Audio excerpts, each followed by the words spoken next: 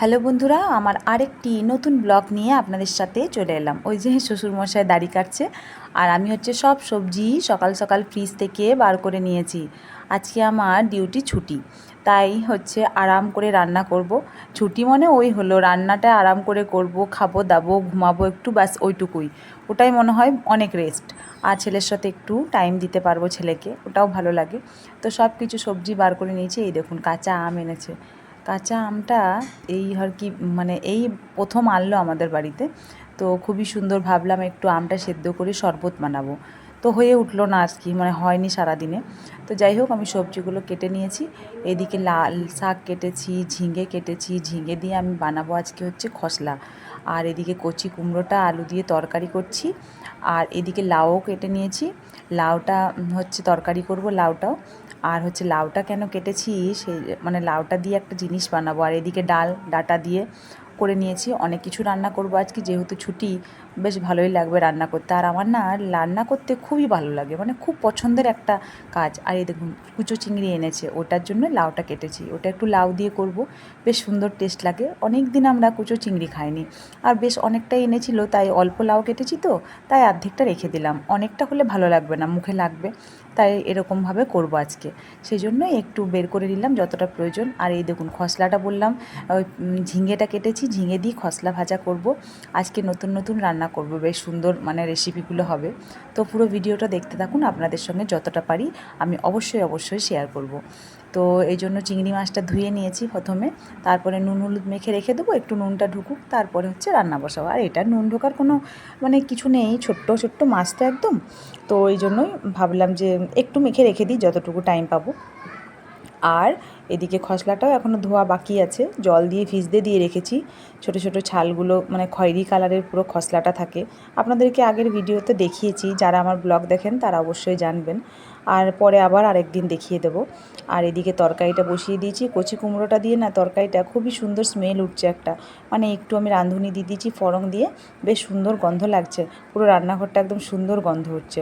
আর তারপরে আমি চিংড়ি মাছগুলো ভাজতে দিয়ে দিলাম, লাউ চিংড়িটা বসাবো, সেই জন্য সামান্য একটু ভেজেই তুলে নেবো, বেশি ভাজবো না, শক্ত হয়ে যাবে। আর এদিকে তরকারিও হয়ে গেছে, কুমড়োর তরকারি হয়ে গেছে। আর এদিকে ডালটাও তো সেদ্ধ হয়ে গেছে, নামিয়ে নিয়েছি। আর এদিকে ভাত বসিয়ে দিয়েছি, আর একটা একটা করে রান্না হচ্ছে। আর এদিকে খসলাটা এই দেখুন, চলুন আপনাদেরকে ছাড়ানোর পরে খসলাটা কেমন হয় দেখাচ্ছি। পুরো তিলের মতন, এই দেখুন ছোট ছোট তিলের মতন এরকম দেখতে হয়, বাট তিল কিন্তু নয়। যারা খায় তারা বুঝতে পারবে অবশ্যই। আর এইদিকে আমার লাউটা বসিয়ে দিয়েছি, এরপরে আমি লাউ সেদ্ধ হয়ে গেছে, আর তার সাথে এরপরে চিংড়ি মাছগুলো দিয়ে একটু সামান্য জল দিয়ে ফুটতে দেবো, কারণ সেদ্ধ হবে, তাহলে একটু নরম নরম হবে। লাউটা এমনিতেই কচি ছিল, কিছু করতে হয়নি, বাস একটুতেই মানে সেদ্ধ হয়ে গেল। দেখলাম একদম ছোট্ট একটা লাউ ছিল, এটা একটা গোটা লাউ, তাহলে বুঝতেই পারছেন কইটুকু লাউ, একদম কচি ছিল। এটা গোটা লাউটাই আমি কেটে দিয়েছি, একদম পুচকি পাড়া একটা লাউ ছিল। দুটো লাউ এনেছে, ফ্রিজে একটা রাখা আছে, আমি একটাই কাটলাম। আর ডিমগুলো এখনও ফ্রিজে ঢোকাতে সময় পাইনি। আর এদিকে ছেলের একটু তরকারি বসিয়েছি, যদি খায়, সেই জন্য সব মিশিয়ে একটু তরকারি করি। তো একদম খেতে চায় না কিছু, খুব মুশকিল হয় ওকে নিয়ে। তো কিছু করার নেই, কী আর করা যাবে, না খেলে জোর করে তো আর খাওয়াবার নয়, বড় হয়েছে। তো দেখা যাক, যদি খায় তো খাবে। অর্ধেক দিন ও খায়ই না, কিচ্ছু খায় না, শুধু ভাত ডিম, আর না হলে ভাত চিকেন। ওই মাছ তো খায় না, মাছেরও খুব কষ্ট, মাছতে বেছে না বলে যদি খাইয়ে দেওয়া হয় তাহলে খায়, আর না হলে খায় না। কী আর করা যাবে, কোনো পুষ্টিই পায় না। তো ওই গল্প করতে করতে দেখুন আমার রান্নাগুলো সব কমপ্লিটই হয়ে গেল। এই যে শাক ভাজাটাও বসিয়ে দিলাম, লাল শাক নিয়ে এসেছিলো, আবার লাল শাকটাও বসিয়ে দিলাম।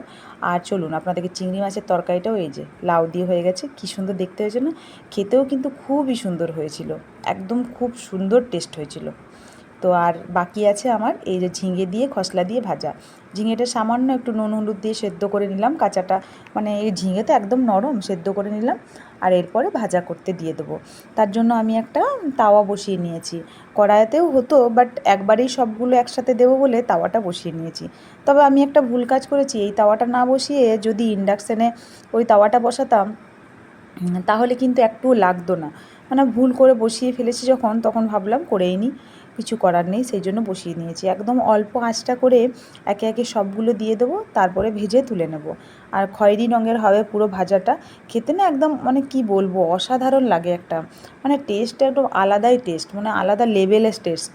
আর এই পুরো রান্নাঘরটা পুরো গন্ধ করবে খসলা ভাজার, এত সুন্দর, মানে এত সুন্দর, আমাদের খুবই পছন্দ করে সবাই। তো চলুন, ভাত বাড়ার জন্য আমরা চলে এসেছি, সব রান্না কমপ্লিট হয়ে গেছে। এখন দুপুর ভাত বাড়ার সময় আমি ভাবলাম যে ভিডিওটা আপনাদের সাথে শেয়ার করি। ভাত আর শাক নিয়ে নিলাম, লাল শাক, আর হচ্ছে তারপরে তরকারিগুলো একে একে নেব আমি। এটা ডালটা একটু নিলাম, ডাটা দিয়ে, আমার একদম ডাল খেতে ভালো লাগে না, অ্যাকচুয়ালি এটা আমার প্লেট, সেই জন্য, কারণ আগেই বাবাকে আর হচ্ছে হাজব্যান্ডকে দিয়ে দিয়েছি। আর এই যে খসলা ভাজাগুলো করেছিলাম বললাম, তো খসলা ভাজাগুলো একটু লেগে গেছে তাওয়াতে, ব্যাস হয়েছে সুন্দর ভাজা, এই যে, আর খুবই সুন্দর ছিল। তো ওদেরকে খাবার দিয়ে দিয়েছি, এবার আমি খাবারটা নিচ্ছি আমার প্লেটের জন্য। আর চিংড়ি মাছটা নেব, চিংড়ি মাছটা আমি একটা আলাদা প্লেটে নেব। আমার না খুব পছন্দের মাছ এটা, ছোট ছোট চিংড়ি মাছটা লাউ দিয়ে আর ঝিঙে দিয়ে আমি তো খুব মানে করি। এবারে অনেক দিন প্রায় করা হয়নি চিংড়ি মাছ, কুচো চিংড়ি আর কি, এত সুন্দর টেস্ট লাগে। আমার তো বড়োর থেকে এটাই বেশি ভালো লাগে, বড় চিংড়িটা আমার ওরকম ছাড়িয়ে ছাড়িয়ে থেকে এটা যেন একদম আলাদাই টেস্ট। সব মাছের আলাদা আলাদা টেস্ট হয়, তো আমার এটা খুবই পছন্দের। কার কার এরকম চিংড়ি মাছ ভাল লাগে আমার মতন কুচো চিংড়ি লাউ দিয়ে ঝিঙে দিয়ে, কমেন্ট করে জানাবেন। তো বাই বাই সবাইকে, কেমন লাগলো ব্লগটা।